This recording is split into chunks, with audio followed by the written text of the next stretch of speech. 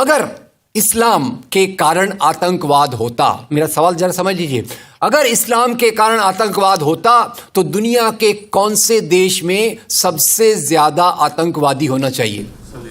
Indonesia में। Saudi Arabia बहुत छोटा है, पता नहीं हमारे बंबई के बराबर भी है कि नहीं। सऊदी अरेबिया बहुत छोटा है, सबसे ज्यादा आतंकवाद होना चाहिए इंडोनेशिया में, दुनिया का सबसे बड़ा मुस्लिम देश, वहां इस प्रकार का आतंकवाद नहीं है। नंबर 2, वो एरिया देखिए, अभी सवाल आपको बताया गया उसको याद रखिएगा। इस दुनिया के आतंकवाद से, जिसको इस्लामिक आतंकवाद कहा जाता है गलती से, कैसा कहा जाता है वो भी मैं बताऊंगा। इस आतंकवाद से मारे जाने वाले ज्यादा लोग, इससे मारे जाने वाले ज्यादा लोग हिंदू हैं, मुसलमान हैं या क्रिश्चियंस हैं? मुस्लिम हैं।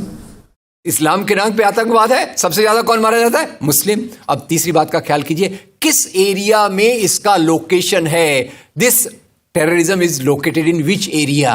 तो उस एरिया की मैं 3 आपको बातें बताता हूं। उस एरिया में, जिसको मैं वेस्ट एशिया कहता हूं, पश्चिम एशिया में 3 चीजें हैं। नंबर 1, वहां रहने वालों में मुसलमान ज्यादा है, यस नो?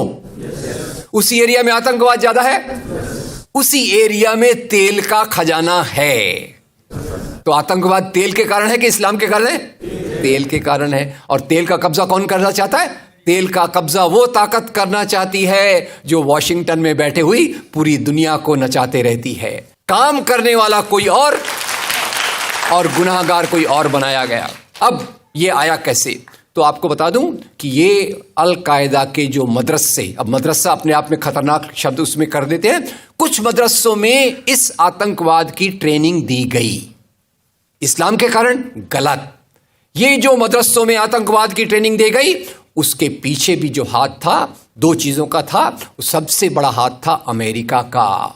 अमेरिका ने $8,000 मिलियन, 7,000 टन हथियार दिए अल कायदा को। उनका ब्रेन वॉश किया गया। इस्लाम के जो 2 महत्वपूर्ण शब्द हैं, माफ कीजिएगा अगर मैं कुछ गलत कहूं, मैं इस्लाम का स्कॉलर नहीं हूं, समझने की कोशिश करता हूं, कुछ मैंने गलत कहा तो उसको मैं माफ कर दीजिएगा। तो 2 शब्दों को उन्होंने बदल दिया। एक शब्द था जिहाद। जिहाद तो जो है जिहाद अकबर, जिहाद असगर। जहां तक मेरी समझ है, जिहाद अकबर का मतलब होता है अपनी बुराइयों के खिलाफ लड़ना। जिहाद असगर का मतलब होता है समाज की बुराइयों के खिलाफ संघर्ष करना। तो इस जिहाद शब्द का मतलब बदलकर कर दिया गया कि जो भी व्यक्ति आपसे असहमत है, जो भी व्यक्ति को, किसी को पहले काफिर लेबल करो। अब काफिर का भी एक बहुत अलग मतलब है, I won't go to the details of that. तो काफिर किसी को बोलो, उसको मारो, तो उसको जिहाद के नाम दिया गया। और ये ट्रेनिंग उन मदरसाओं में हुई जिसको अमेरिका ने पैसा दिया, अमेरिका ने सिलेबस भी दिया। और तो और मेरी समझ है, मदरसों में कुरान की ट्रेनिंग देते हैं, वो कैसे होना चाहिए वो आपके बीच में चर्चा का मुद्दा है। पर यहां जो ट्रेनिंग दी गई उसका सिलेबस वॉशिंगटन में बनाया गया। और खैर ये क्यों बनाया गया, उसके पीछे मैं पहले बहुत कोशिश करके, मेहनत करके लोगों को बोलता था ये अल कायदा इसके लिए बनाया गया। बाद में मेरे हाथ में एक बहुत अच्छी चीज आई। अब यूट्यूब में कई चीजें बहुत अच्छी है, कई चीजें खराब हैं। यूट्यूब के कारण हमारे कई नौजवान भटक भी रहे हैं, पर यूट्यूब की कुछ अच्छी चीजें आपको बताता हूं। यूट्यूब में आप सर्च कीजिएगा 3 शब्दों को, हिलरी क्लिंटन, अल कायदा, अमेरिका। उसमें आपको 4.5 मिनट का एक वीडियो मिलेगा जिसमें हिलरी क्लिंटन बताती है, मैं नहीं कह रहा, हिलरी क्लिंटन कहती है कि हमको रशियंस के खिलाफ लड़ना था। हमारी फौजें जो वियतनाम से एकदम डिमोरलाइज होकर आई थी वो तैयार नहीं थी। तो इन एशिया के मुसलमानों के नौजवानों के कंधे पर रखकर हमने अपनी बंदूक चलाई, हमने अल कायदा खड़ा किया, हमारा काम हो गया, हम अपने हाथ धो लिए और हम अपने वापस आ गए। तो यानी हमने कैंसर के बीज डाल दिए, हम तो अपने देश में सुरक्षित हैं। उसका जो नतीजा भुगतना हो वो एशिया के लोग भुगते, वेस्ट एशिया के लोग भुगते। और उसी के साथ 9/11 के बाद, उसी के साथ अमेरिकन मीडिया ने एक सबसे खराब काम किया, the most anti human act in the history of Mankind. मैं पूरी जिम्मेदारी से ये शब्द कह रहा हूं। क्या किया था अमेरिकन मीडिया ने? अमेरिकन मीडिया ने धर्म को आतंकवाद से जोड़ दिया। मजहब जो मोहब्बत सिखाता है, मजहब जो इंसान को इंसान बनना सिखाता है, उस मजहब के साथ इन्होंने आतंकवाद को जोड़ दिया और एक शब्द बनाया पहली बार, इस्लामिक टेररिज्म। याद रखिए, दुनिया में आतंकवाद पहले भी हुआ है। याद रखिए, आयरिश रिपब्लिकन आर्मी, याद रखिए खालिस्तान, याद रखिए नाथुराम गोडसे, याद रखिए इंदिरा गांधी का हत्यारा, याद रखिए राजीव गांधी का हत्यारा। आतंकवाद पहले भी हुए हैं, पर कभी भी मजहब को आतंकवाद के साथ नहीं जोड़ा गया। तो मैं मानता हूं अमेरिकन मीडिया ने अगर सबसे गंदा, सबसे एंटी ह्यूमन काम किया है तो इस जुमले का बनाना जिसको कहते हैं इस्लामिक टेररिज्म। अब इसके पीछे इस्लाम का कोई हाथ नहीं। जिहाद शब्द का मतलब बदल दिया गया और काफिर शब्द का मतलब बदल दिया गया। यहां से ब्रेन वॉश की एक प्रोसेस चालू हुई और इसी को मैं कहता हूं ये प्रोसेस जो चालू की, ये प्रक्रिया एक कैंसर होती है।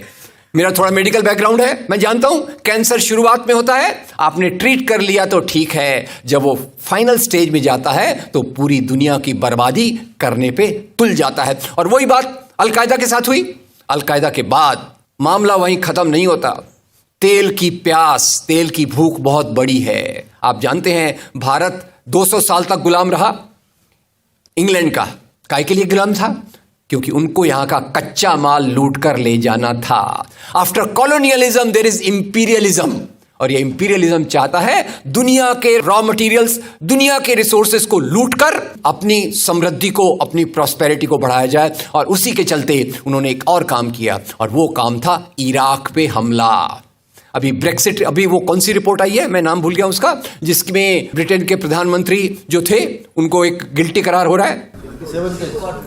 वो रिपोर्ट में पहले उन्होंने तय कर लिया कि हमको इराक पे हमला करना है, बाद में आर्ग्यूमेंट ढूंढते रहे कि भाई कौन सी बात पे हम इराक पे हमला करें। तो बोले अरे इराक के पास तो वेपन्स ऑफ मास डिस्ट्रक्शन है। उस बात पे लंबी बहस चली और यूनाइटेड नेशंस, जिसको अमेरिका ने अपने जेब में रख लिया है, उसके सहारे से उन्होंने इराक पे हमला किया। और वो इराक पे हमले के कारण जो वहां की आर्मी स्ट्रक्चर था, जो फौज का स्ट्रक्चर था, वो डिस्टर्ब हो गया।